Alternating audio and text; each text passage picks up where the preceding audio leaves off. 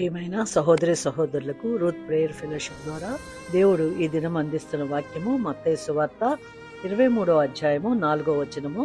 మోయ సఖ్యము కాని భారమైన బరువులు కట్టి మనుషుల భుజముల మీద వారు పెట్టుదురే కాని తమ విరేలితోనేనో వాటిని కదిలింపనొల్లరు.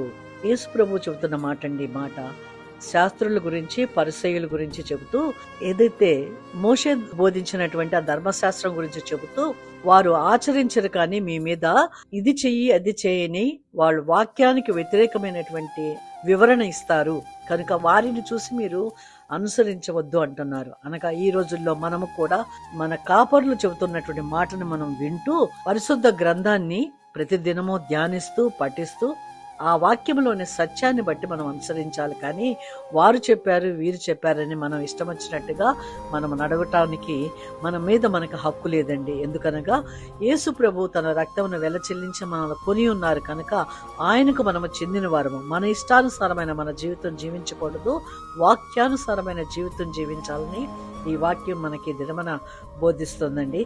కనుక మనల్ని మనం సిద్ధపరచుకుందాం.